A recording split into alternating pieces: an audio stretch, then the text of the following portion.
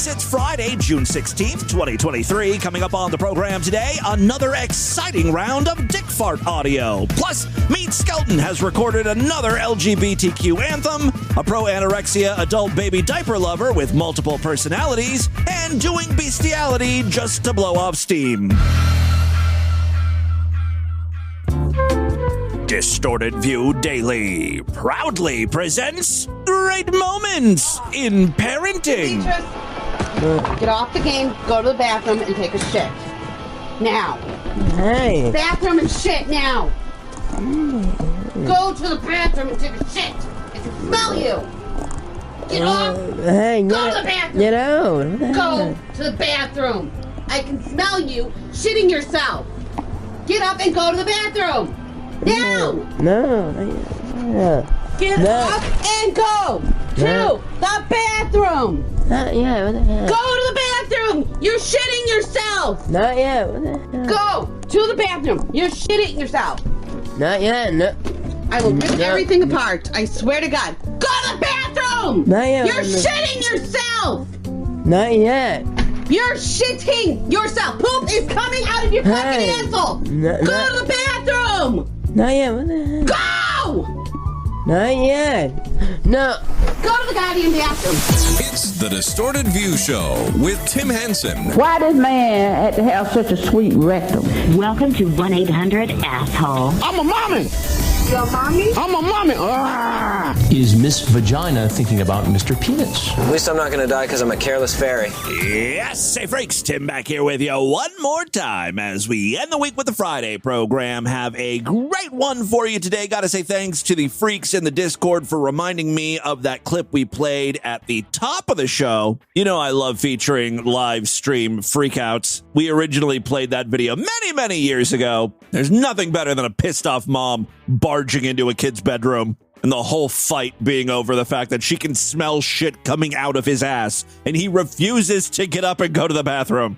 That's got to be in like the top 3 of my favorite live stream freakouts. All right, listen, I do have a great show for you today. You know, one of my crowning achievements here on the podcast, one of the things I'm most proud of, this is so sad, but I am oddly proud of this. I feel like I introduced the world to a brand new genre of porn, a new fetish. Before me, I defy you to find someone who was talking about dick farts.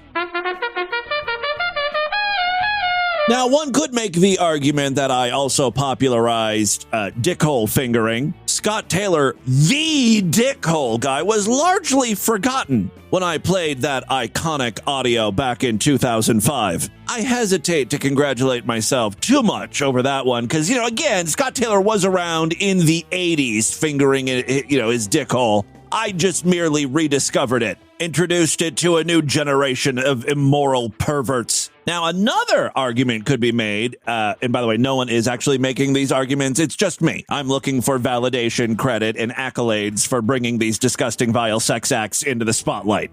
This next one's an even bigger stretch. Excuse the pun. Gay fisting. Yeah, I want to take credit for that, too. Now, okay, this one is a little different because there most certainly was a variety of fisting porn available before the Distorted View Daily podcast, but I'm pretty sure I was the first podcast to heavily feature gay fisting porn. And I can say that because, Distorted View was one of the very first podcasts. In this case, okay, I will concede, if it wasn't me, it would have been, someone else featuring gay porn. It was right there for the taking. The point I'm trying to make is I'm a luminary, a pioneer, a free thinker, an iconoclast. I don't know what a bunch of those words I just said mean, but I think they're all good things, and not enough good things are said about me. So I want to take all those words. What am I talking about? Why am I bringing this all up? Oh, yes, dickhole farts. Several years ago, we found one guy online who was able to produce noise from his urethra. To me, this was like fucking discovering fire or something. It can do that? How? Why? What a powerful force we wield. I knew once one person figured out it could be done, there would be others, and it has taken some time. slowly but surely, every couple years, there are more and more videos of dick farting being posted on the various tube sites. Today, I have a few new examples for you. This first video is, multiple dick farts.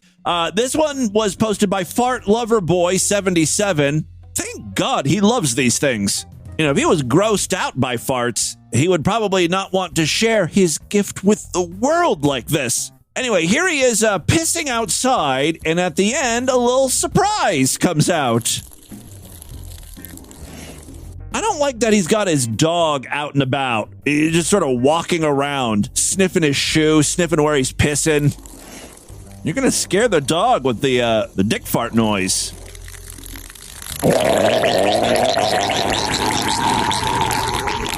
Whoa!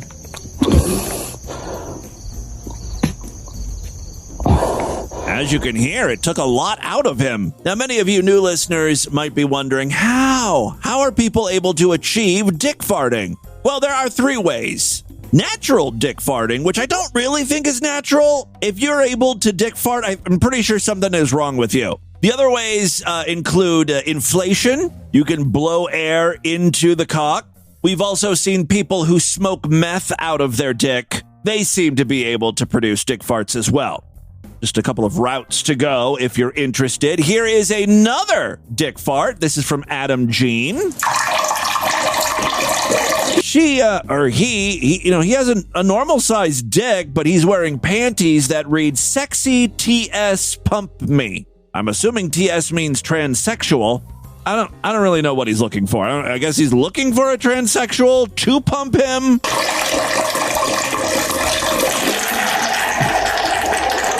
Wow. Whoa, that was like a dick fart spray that turned into a bubbling fart. Spray, bubble. A bubbling, gurgling fart. The last dick fart I have for you today. I have the best job in the world. It's just so funny, the things I have to say. The last dick fart I have for you today. Oh, God. All right, the last dick fart I have for you today. Oh, this one's great because it really shows you how the sausage is made. This dude has a bike tire pump with him in the bathroom, and he's going to pump up his penis. There he goes. So he's able to produce said dick farts. Nice. The restroom really provides some nice acoustics. Oh. Now, those farts are happening as he's pumping. I guess that too much air is being rushed in, and there's not a good seal. So some of the air is escaping out of his penis hole. And, you know, while these are valid dick farts, I feel like if he was competing, this wouldn't be allowed. I feel like the bike hose nozzle can't still be attached when the dick farts happen. Otherwise, it's too artificial. Thankfully, later in the video, he does take the nozzle out. And I notice he pinches his dick hole and then kind of releases it. Pee starts to come out. And then, in my opinion, the most epic dick fart I've ever heard.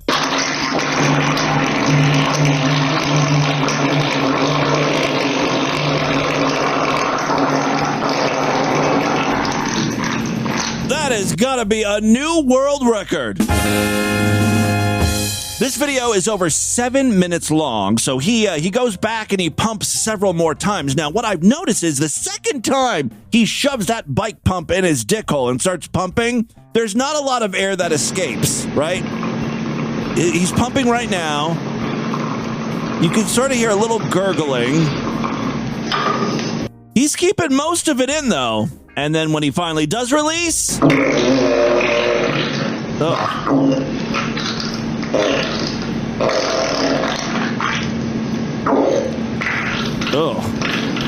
That sounds like an upset stomach more than anything. I thought it was going to be a lot louder because he kept more of the air in.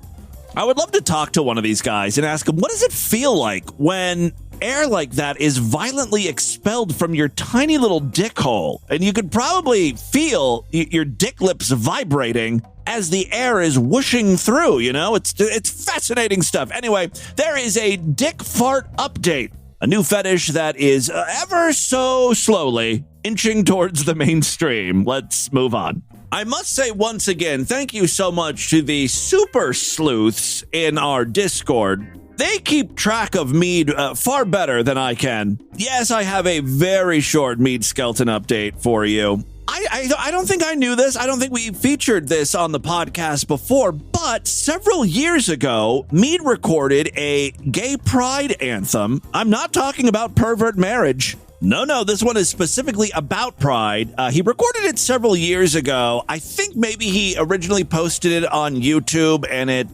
got taken down. Now it resides solely on BitChute, the home of Galileo 2333, kid fucker from the future. So, Meade's in good company here. Anyway, here is Meade's song, LGBTQ XYZ. Our society is going downhill, and it's quite a shame.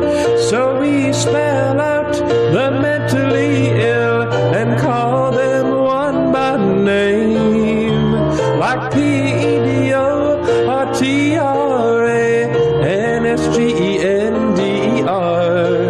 It took me a few listens before I figured out he was spelling transgender. It's just weird how he breaks it up. I got pedo pretty quick. PEDO, because he gets it all in there, all the letters. And then the next line is, and TRA. I was like, isn't that an airline that went bankrupt? TRA? For the record, that was TWA. You could have went with a 3-letter name rather than break it up, 3 letters and then a bunch of other letters. Let me help Meade out here. And call them one by name, like PEDO or FAG. And then the next set of letters, there's 7. So it could easily be LESBIAN, right? Pedo, fag, lesbian. That's the way to go. What does Meade sing here? one by name, like PEDO or TRANSGENDER. He even spells transgender wrong. He can't get that last E in there. What a fucking moron. And transgender is TRANSGENDER, not DR. That one more reason to go with pedo, fag, lesbian. Do I have to do everything for you, Meade? This is how you write a hit song. Our society is going down the hill, and it's quite a shame. So we spell out the mentally ill and call them one by name, like PEDO or FAG, LESBIAN. Oh, I think that our society has really gone too far. This LGBTQ XYZ is taking over today with militant homosexuality trying to get its way. I'm living, let live, and quick to forgive. Oh, believe you and me. But I wish that we could stop this LGBTQ XYZ. You know what? Meade and I really do sound good together. We should do some duets. Once again, happy Pride from Meade Skelton. Let's move on. Oh, whoop, whoop, whoop. New U-Tard alert. Gotta say thanks to I Don't Know in the Discord for this submission. Holy shit. You may have hit the jackpot here. I'm still trying to figure out what we're dealing with here, but let me introduce you to Baby Princess Playground. That sounds like a children's toy, doesn't it? Baby Princess Playground. Baby Princess Playground loves to swing on the swings, build castles in the sandbox, and run and jump on the jungle gym. Collect all 7 Baby Princess Playground activity sets. Whatever. We are most definitely not dealing with something so fun and innocent and sweet What we have here is an adult baby diaper lover who says she suffers from autism, mental health issues. Also, she's got DID. Oh, so there's a whole system going on in her head there. And she's pro-anorexia, which is something you don't see a lot of these days. People coming out and saying, yeah, more people should have eating disorders. Baby Princess Playground is just living her best Anna Mia life. I had no idea what to expect when I started watching her videos. I thought maybe we'd be introduced to some of her alters, maybe there'd be some thinspo. Instead, in this first clip, we've got Baby Princess Playground talking to her dead mother about her adult baby fetish. And when I say she's talking to her dead mother, she's in a graveyard, laying down on her mom's plot. Ta-da! I feel like there's been a lot of ta-das today. All warranted.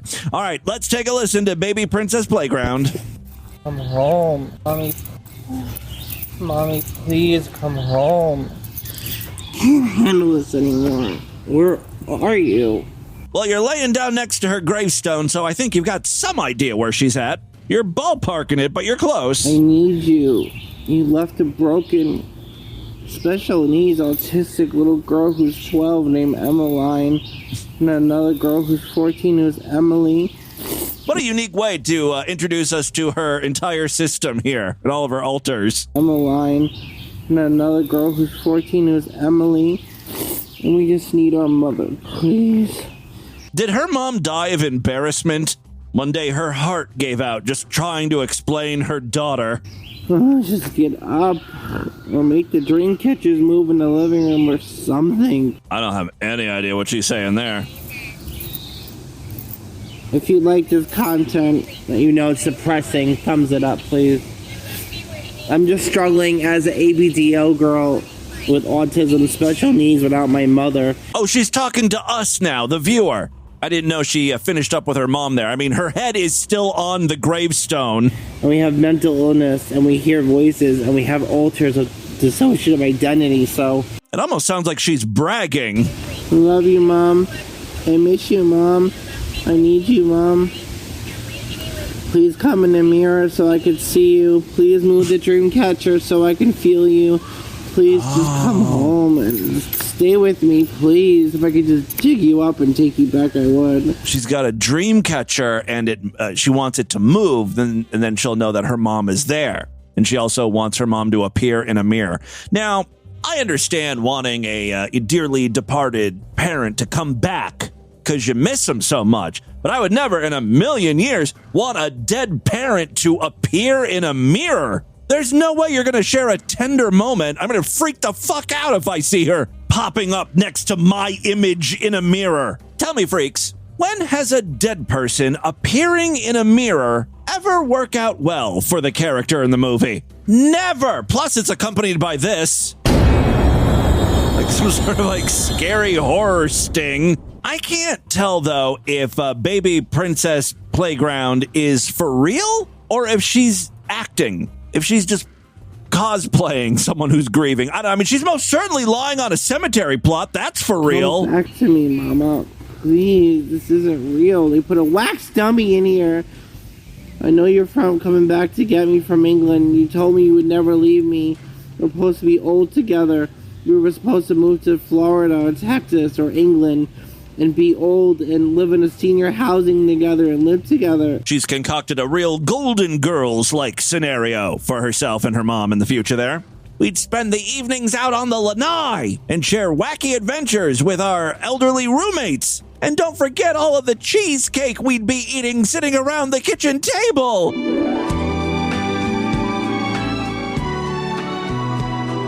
But now we can't because you're dead in the ground. Because you lied to me! You said we'd be together forever! I mean, this video goes on for 7 minutes. It's a lot... I don't know what to do anymore. A lot of this. I can't... That sounds like fake crying to me. Mama, I want you to come back! Show yourself in the mirror!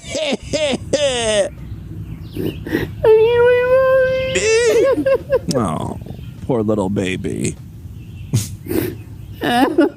I wish the camera would pan around. I want to see if there's other people in the cemetery. You know, they're just bringing flowers to their grandpa's grave. Mom. and they see this sight. She's also got like a Disney princess backpack or something on the ground, you know, because she's a little baby. All right, well, there you go. That's baby princess playground. I can't take this anymore without you. She's having a bit of a breakdown at the cemetery.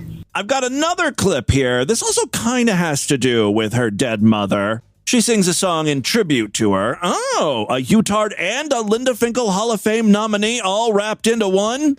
That's not as uncommon as you might think. Anyway, what's interesting about this particular video is now we're back at Princess Baby Playground's house, specifically her room. Now, I wouldn't hold it against you if you thought Princess Baby here was fake. This is just an internet persona to get the likes, get the views, get the clicks, you know.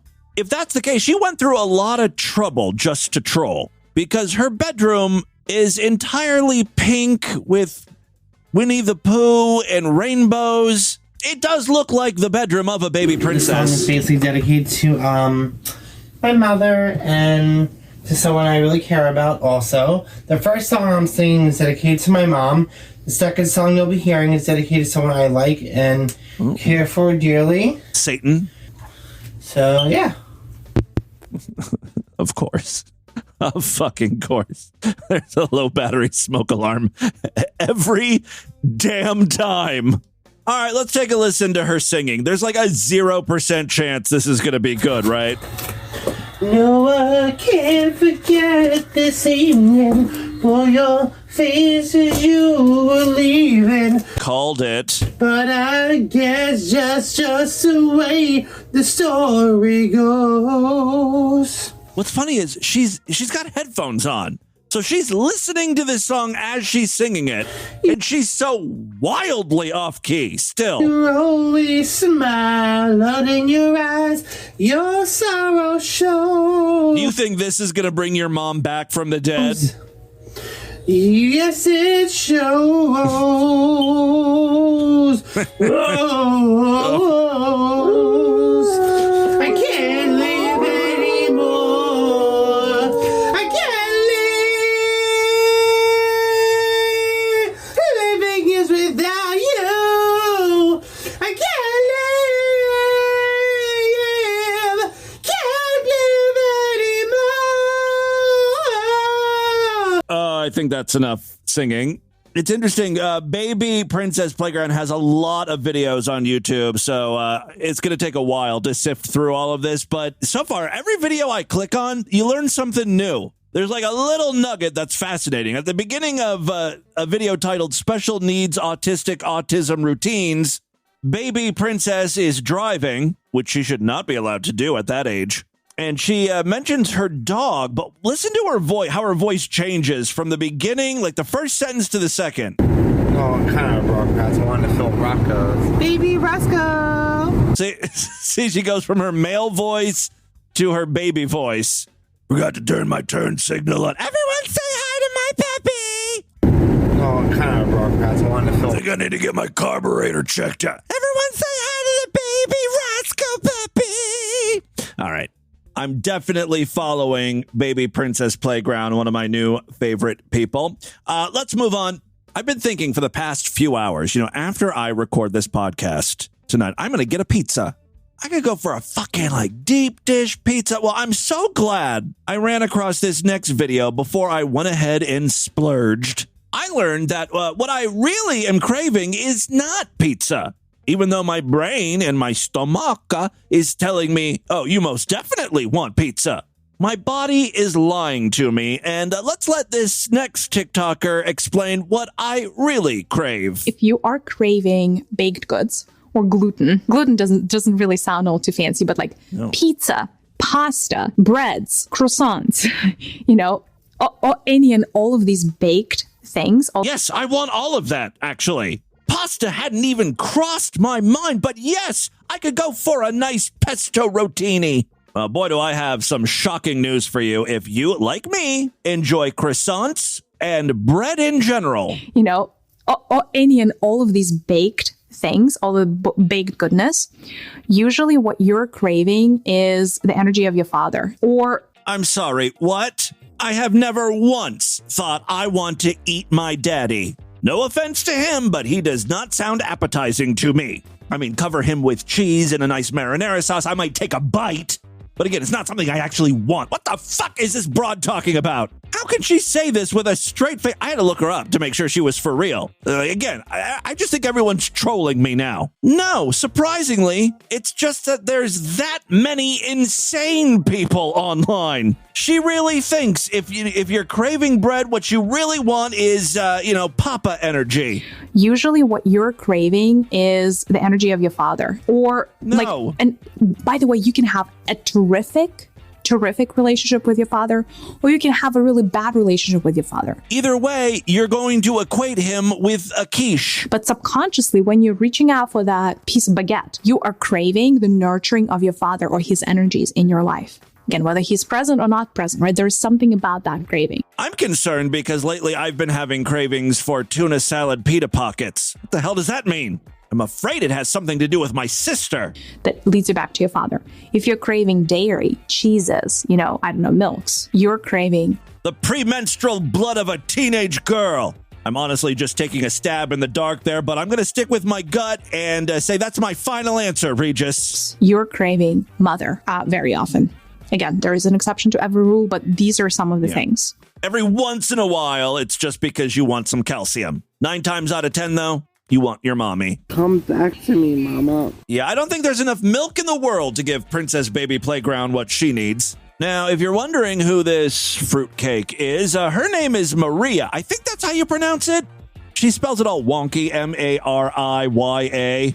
She says that she's intuitive, an energy alchemist, and of course a podcaster, entrepreneur, and author. She's got a lot of thoughts regarding food. What's going to happen to food in 5th dimensional consciousness? Once we fully complete the transition to a 5th dimensional consciousness, what planet Earth is no longer going to be a vibrational match to is violence. Let me restate that. Yeah, I didn't quite get that. My only concern is, how the fuck am I going to eat English muffins when I crave the love of my daddy? Once Earth transitions to a 5-dimensional plane. Okay, you already lost me there. Okay. Have completed it. I think she means like when we become energy beings, right? When we transcend.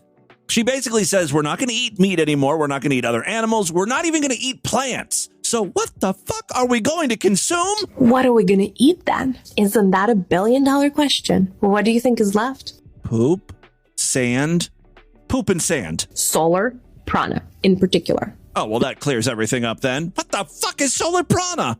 First of all, piranhas are plants, but I don't think that's what she's saying. She's calling it prana, Prana. Solar prana in particular. Prana. Not any kind of prana. So the transition, the arc that we're going from is a meat-eating human right now that eventually is going to turn into a solar prana-eating species. That type of eating, that type of food consumption, if you will, is voluntary, meaning the sun voluntarily shares that with that humanoid species, and that humanoid species is able to absorb that prana with the entirety of their body. I want her to shut up now. This lady has so many thoughts about a lot of things, like tattoos, for instance. Do you have a tattoo? Maybe a tramp stamp that says fuckhole with an arrow pointing towards your shitter, like me? Well, I've got some news for you, my friends. That is a portal. I'm talking about the tattoo, not the asshole. Tattoo is not a toy. It is not a piece of art, even. It is not a symbol of your rebellious spirit. Or it is, but that's not the only thing that it is. It is an energy entity that has its own life. I hate to say it. It has its own consciousness to some degree. It doesn't have a soul that inhabits it, but it has a consciousness that has a vibration, and it will shift your vibrations. I think that's why old people who got those keep on truckin' tattoos in the 1970s are so happy. They got some good vibrations going on. Finally, here is Maria talking about today, Friday. Friday. It's the day of Venus. Historically, it has been called the day of the goddess. Friday is a day. I can't hear you. Feminine. You're shitting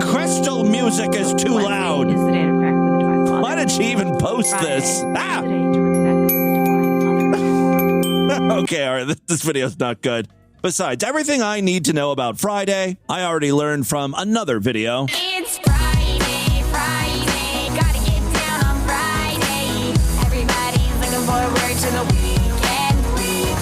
Friday, getting down on Friday. Everybody's looking forward to the weekend. Partying. Yeah, I don't know anything about baked goods relating to my father, sun pranas, and tattoo portals, but I do know on Friday, everybody's looking forward to the weekend, everybody gets down on Friday, and everyone is partying on Fridays. Rebecca Black is my spiritual leader. All right, and with that, let's get into the crazy, bizarre twist and fucked up news right now.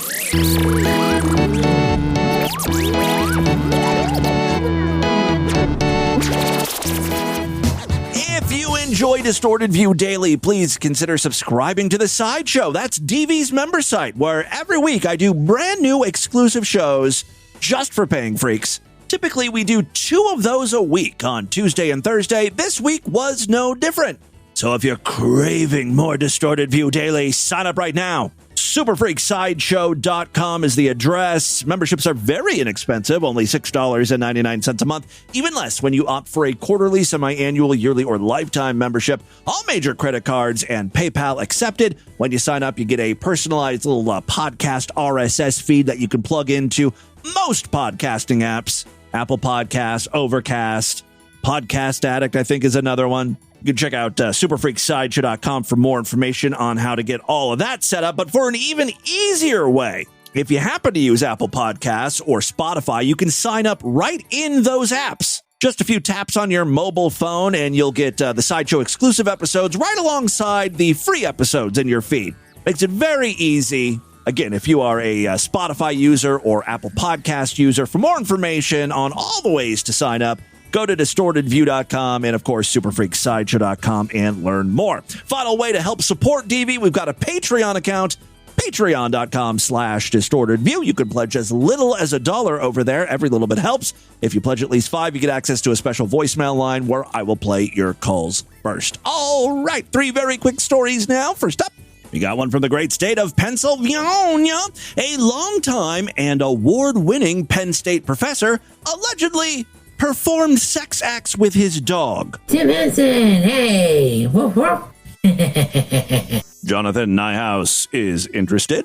Themis Matsoukas, I'm probably butchering both of those names, 64, was charged Tuesday after he was allegedly caught earlier this year, naked from the waist down, except, of course, for socks and shoes. I think every 64-year-old man leaves on his socks and shoes when having sex, with animals or otherwise. Anyway, yeah, he was completely naked except for his socks and shoes, and he was caught committing the perverted sex act with his collie near bathrooms at the Rothrock State Forest in Pennsylvania.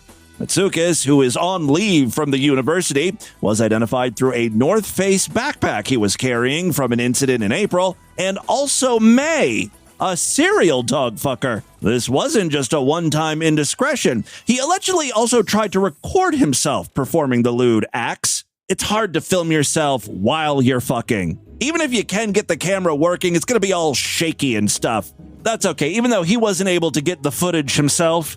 Luckily, the state park had cameras all over the place. Also, in every way, shape, and form, the way this guy had sex with a dog just screams old person, right? First of all, like I mentioned, he was wearing his socks and shoes. Next, he tried recording the whole thing, but he didn't use a phone. He was trying to use a fucking tablet. Like he was holding up his iPad, recording himself fucking the dog. Such a boomer move.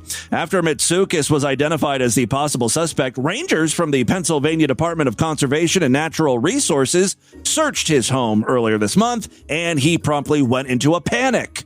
That's according to a complaint. At one point, investigators told him they thought he knew why they were searching his home, leading Matsoukas to reply repeatedly, "I'm done. I'm dead.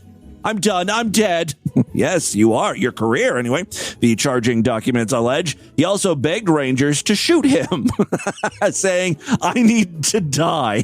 And additionally told investigators, "I do it to blow off steam." That's your defense?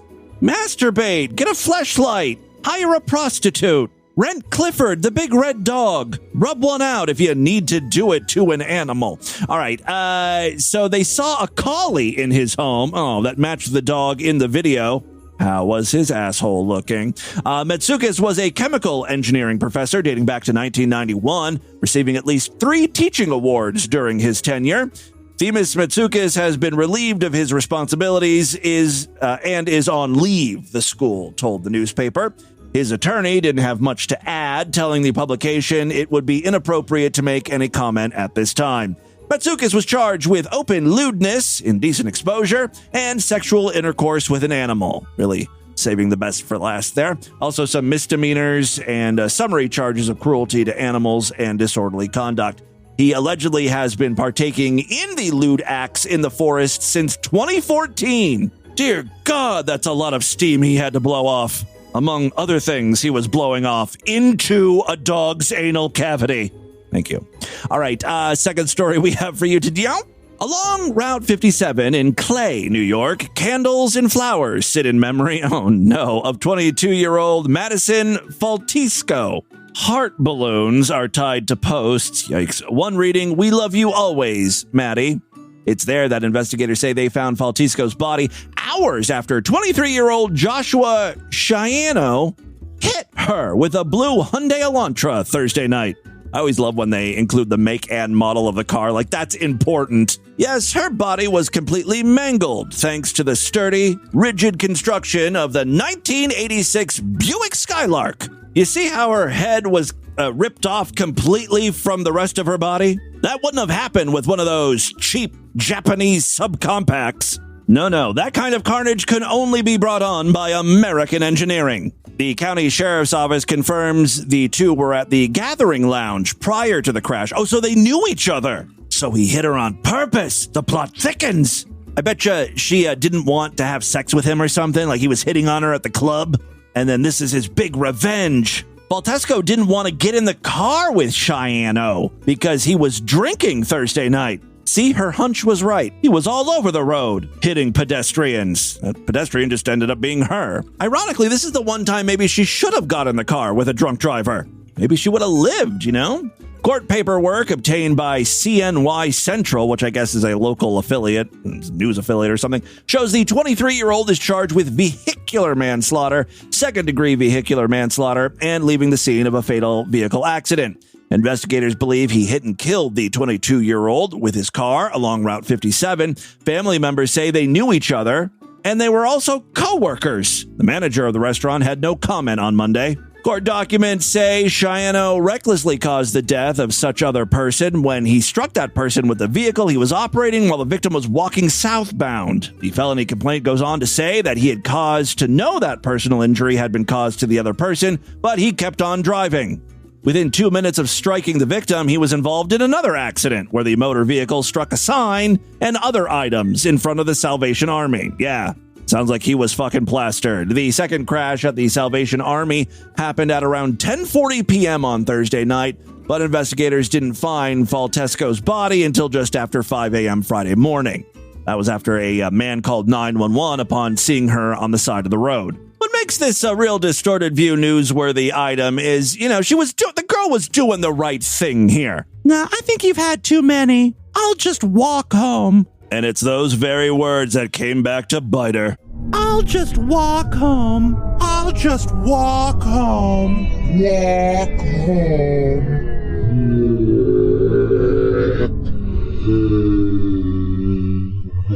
Very sad story. Let's try to pick things up here. We got one more news story for the week, and then that's it. So, we got to end on a good one here. Something positive, life-affirming. The type of news story Distorted View Daily is known for. Well, we got one from the UK here. A doctor has been convicted of a sex offense after adding his semen into a woman's drink. Yeah, I think that's upbeat enough. This story will do just fine. Dr. Nicholas Chapman, 55, from Taunton, put the bodily fluid into a coffee he made for the woman back in September of 2021. What a way to memorialize 9/11, right? In court, he was convicted of attempting to engage in sexual activity without consent. Now think about this for a second. I'm no advocate for rape, But he would have been charged with the same thing if, he tried to slip a finger in her twat and she got away. Sex activity without consent, right? Instead, he just put a little semen in her latte. Chapman claimed the fluid could have been present due to a medical condition. I love this. Okay, this is going to be a great defense. All right. Chapman said, look, the fluid could have been present due to a medical condition that causes him to ejaculate when going to the toilet. Still, how that jizz found its way into the woman's coffee is a little suspect, right?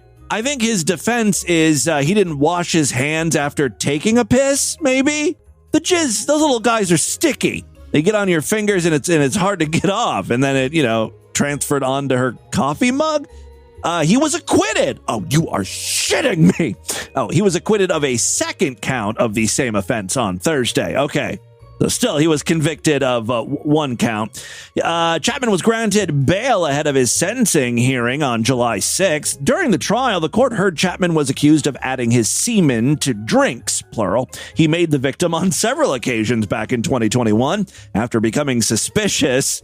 Why does this coffee taste so funny? The woman kept a sample of one of the drinks. When tested, the coffee was found to contain semen with DNA matching Chapman. He denied the charges, claiming he would routinely ejaculate when going to the toilet due to a medical condition. He claimed the fluid may have ended up in the drink as a result of him not washing his hands after going to the bathroom. Gross. That's what you want to hear from your doctor. Chapman was convicted of one charge relating to a drink he made on the 13th of September of 2021. He was acquitted of the second charge relating to drinks made between September 12th of 2020 and September 12th of 2021.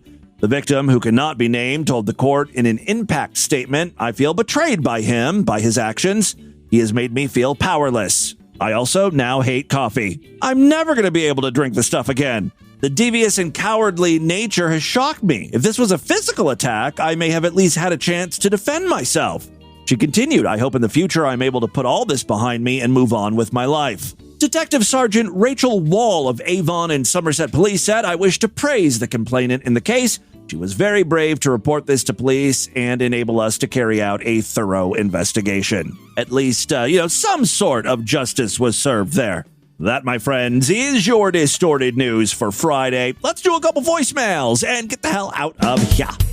I love to hear from you freaks, and there are many ways to contact the show at distortedview.com. I'm all over social media at DistortedView on Twitter and Instagram, facebook.com/DistortedViewShow. Don't forget, we've got a Discord where all the freaks are hanging out. There's a link on the main navigation bar over there at distortedview.com. Use that as your invite in. All right, let's check in with a few freaks. Got a couple patrons calling in first. And I'm listening to some of these weirdos that do the voice chanting, whatever, stupid bullshit. Blah blah blah blah blah. Who fucking cares? I don't care. Okay. And I finally figured out why it just annoys me so freaking badly.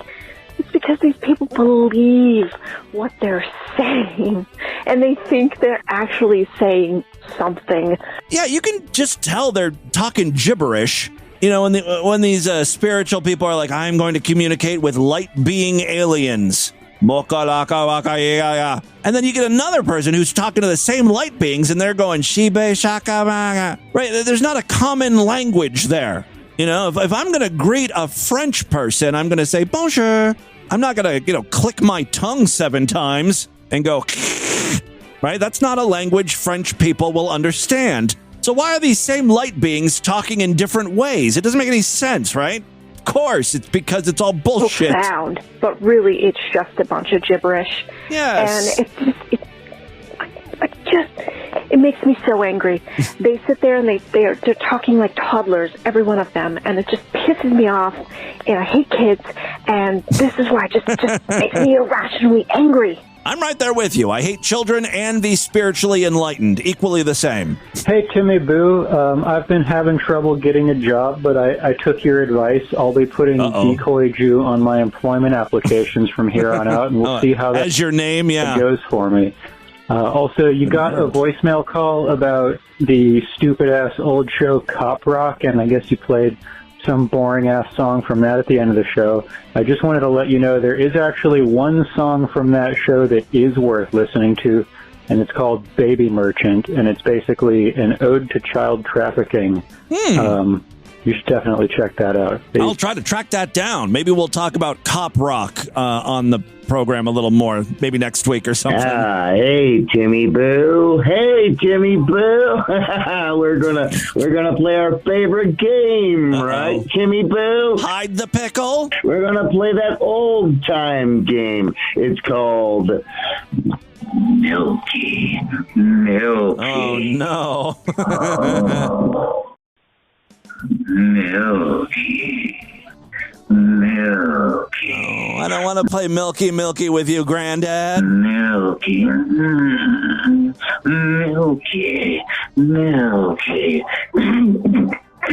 I believe that's when Grandpa starts spitting up sperm. I do not like that game. True. Sideshow member TJ from Chicago. Hey, TJ. Recently I was listening to some older shows from 2010, and you probably don't remember this because your memory is shit, but in 2010, in December, I'm sorry. My memory is shit, but Jesus Christ, that was 13 years ago. Give me a break. But in 2010, in December, you did this contest called the 12 Days of Distortion, and basically it was like you were giving away 12 prizes or prizes to 12 different people, and like, you know, it was doing a bunch of stuff to win the prizes. Like one of them was like a trivia contest. One of them was like promoting the show or whatever. Let me guess. I quit that 12 Days of Distortion halfway through. And I totally forgotten about this, but one of the prizes you were giving away was an iPod Shuffle. And again, I completely forgot about this, but I was listening back to the shows from that month, and I actually won the iPod Shuffle. The way to win it, I guess, was to do like a creative project, and I basically went on Ventrilo, did some Ventrilo harassment using some distorted view clips to annoy the fuck out of some people playing World of Warcraft. And back when is Ventrilo even a thing anymore? I guess that was enough to win me an iPod Shuffle. The thing is, though, I won that iPod Shuffle in December of 2010. It is March 2023, and I have not received my iPod Shuffle. In my defense, you forgot about it too. Now, I don't know how much an iPod Shuffle costs, but I think with compound interest, 12, 13 years worth of compound interest, I think I'm owed at least, I don't know, a lifetime Sideshow membership, maybe. Oh, I'm just giving you shit mostly. But hey, if you want to give me a lifetime Sideshow membership for forgetting to send me out my prize for over 12 fucking years, I'd take it. But no, I'll send you an iPod Shuffle before I'll give you a lifetime membership. Give me your address. I'll send one off to you. Mostly just to give you shit. I can't believe that. Well, I apologize. I don't know what happened there. Did I try to get your information and you didn't provide it? That happens a lot. Someone will win something, and then I'll try to contact them, and then it doesn't, for some reason, I can't get a hold of them. Boy, isn't that a convenient excuse, huh? That all being said, I was pretty bad about getting prizes out when I was younger. Lately, though, I'm good about mailing stuff out, doing the Patreon freebies, which I will be doing another one this month, for our higher, I guess it's not really freebies because you guys are pledging money over there at Patreon, but occasionally I will send out stuff there. This time I think we're doing Distorted View beach towels. Last time it was Distorted View hats, like beanie, like winter caps type thing. And this year, since it's summertime, we're going to do Distorted View beach towels, I think. I'm finalizing that stuff. So in the next week or so, if you are higher tier patrons, you should be getting notification about that. Or, it'll be 10 years down the road, and then I'll get emails from people saying, hey, you promised me a beach towel, and I never got it. And I'll make up some shitty excuse like, oh, you must have not provided your address to me or something. It's all your fault. Not mine. All right, that is all the time we have on this edition of the show. Want you guys to email me, show@distortedview.com. Distortedview.com is our official website. Voicemail line for you, 206-666-4463. That's 206-660. Oh, God, is it oh, God? When you're reaching out for that piece of baguette, you are craving the nurturing of your father. Spread the distortion. STD. Tell all your friends about the show. Don't forget to give us a 5-star rating, a thumbs up, or like wherever you can rate and review podcasts. Guys, thank you so much for a great week of programs. I'll be back on Monday to do it all over again. Until then, bye, everybody.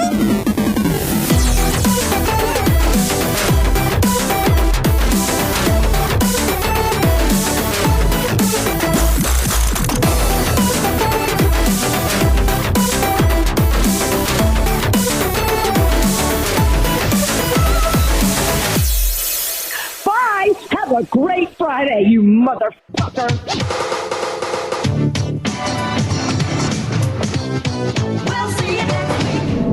This has been another excellent podcast from the Scribe Media Group. Learn more at scribe.net.